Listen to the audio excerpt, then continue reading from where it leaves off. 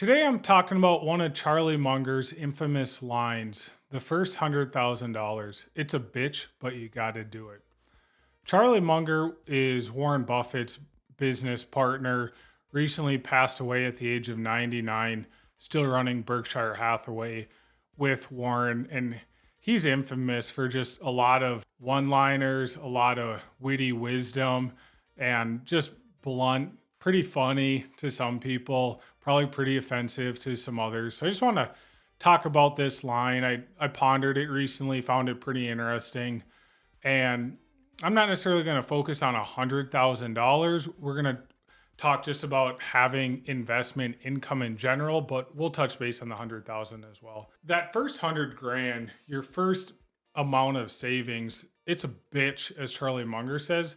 And that's because it just takes pure sacrifice. There's no shortcut really. There's no get rich, get 100 grand quick scheme. Can't sell plasma for that necessarily.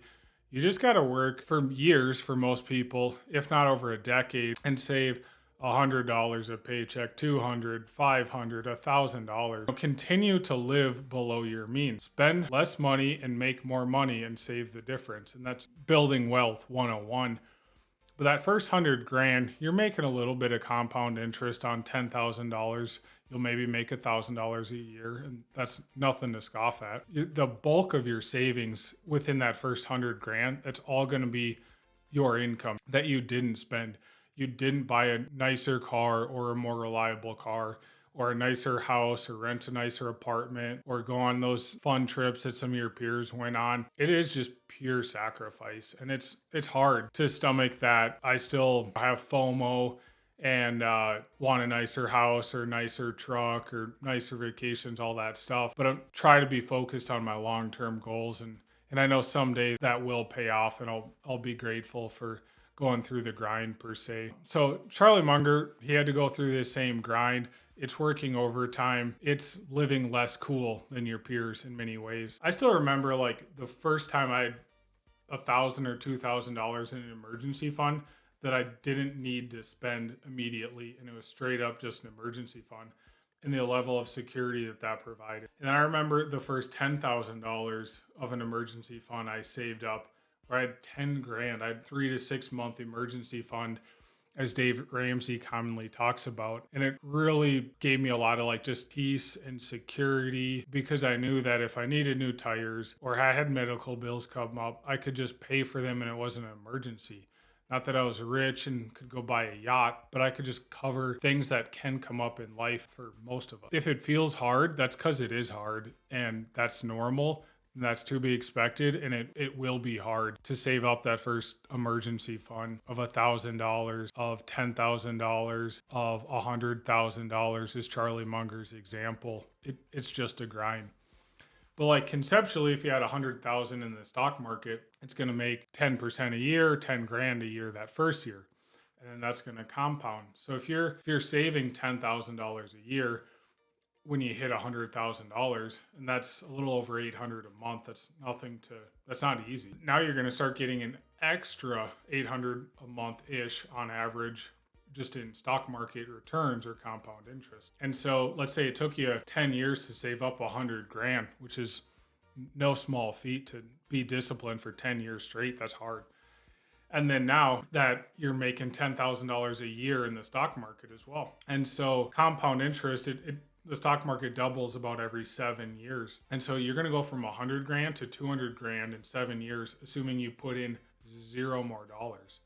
So if you're actually still contributing, you'll probably double in, instead of 7 years, probably 5 years, something like that. And that's doubling from 100 to 200. That's also 5 years or so, doubling from 200 to 400, doubling from 400 to 800, 800 to 1.6. So I think what Charlie Munger was getting at there is just compound interest is going to start throwing out some real numbers once you hit 100 grand. Once you're at 100 grand, 200 grand, 300 grand, you hit a big stock market year when it's up 20%, 30%, which is not unheard of in the stock market. At 100 grand invested, you're going to make 20 grand, $30,000 a year. And that's real money. Most of us are visual learners or somewhat of a hands-on learner. You know, we can hear about this theory in a book, and that's great and all, but until you see it in your real life, it's hard to contextualize some of those things. So I think that's what Charlie Munger was really talking about there. Once you start seeing that compound interest, there's a quote most of you have heard is the whole is greater than the sum of the parts. You know, 1 plus 1 can equal 3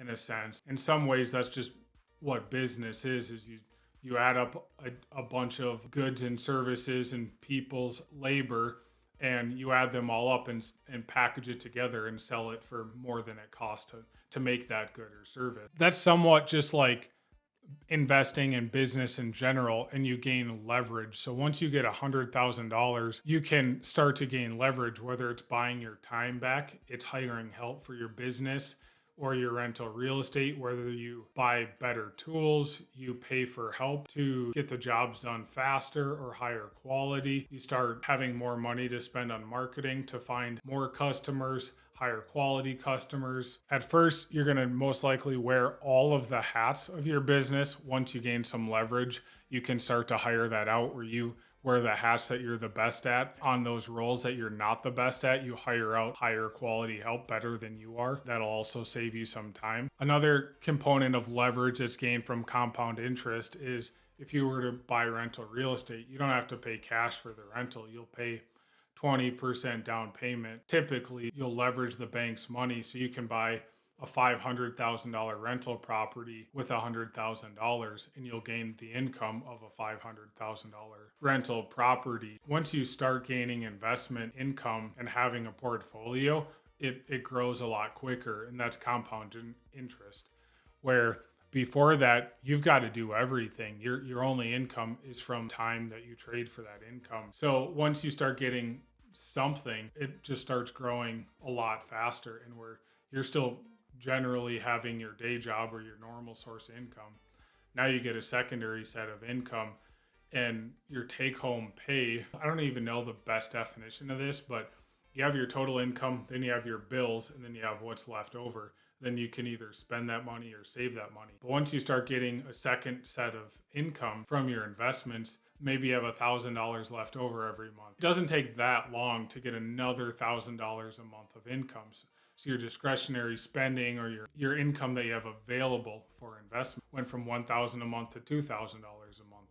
And then as you invest $2,000 a month, pretty quick, you're at $3,000 a month. So it grows pretty rapidly. And that's why Charlie Munger says you got to do it. Because in one hand, can you really afford to invest? And I think a good answer is, can you really afford not to invest? So you've got to work so much harder and so much longer later in life to try to keep up financially with your peers that did invest early on, and they're just making money on compound interest plus their day job, and you're potentially just trying to make money and provide for your family on just your day job. So it's really pushing a rock uphill, and it's not impossible to double your income within 5, 10, 15 years by getting a second set of investment income that matches your day job income. And then you can continue doing both jobs for a while until you no longer need it. Another big security with having that investment income is just you have an income floor. And if you have a job and you get let go, your income drops to zero. Where if you have a second income, even if it's $1,000 a month, you now have an income floor. Having that $1,000 a month, that could pay for your just bare bones basic necessities, keep the lights turned on potentially. I would recommend you to not scoff at $1,000 a month of income or $2,000 a month of investment income from like just a defensive position can be so invaluable when life can hit the fan. Many people dream of buying a McMansion or a Ferrari or a yacht. I don't know, that stuff doesn't really interest me. I more invest for the defense position. If life hits the fan or an emergency comes up, I just have a savings or an emergency fund, and I have an investment income floor so that I can keep the lights on. I can't live high on the hog, but I can keep the lights turned on, and that just provides a lot of security for me. So if me and my boss don't get along, or my company's unprofitable and I get let go, then it's way less of an emergency. If you just have $1,000 or $2,000 a month of passive income or cash flow. It can provide a lot of security for anybody, I think. And then on the offensive side, I think your money can work way harder than you can. And if you're a top of the line engineer or carpenter, you cannot outwork 15 carpenters or 1500 engineers or carpenters.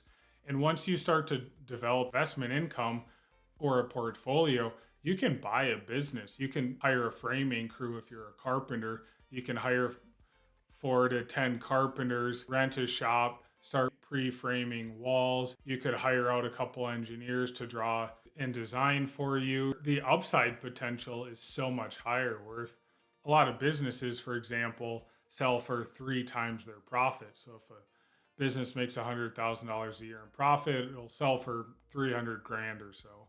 And if you had 100 grand, you could put a 33% down payment on a $300,000 business. And now that's scalable. You can't get fired when you own the thing. Obviously, there's risk, but you could double the revenue, potentially grow the business, and you double your income, there's a lot of upside to that too. So I think that first 100 grand, it sucks. It's a grind, but it is worth it. And I'll have to give it to Charlie Munger. So thanks.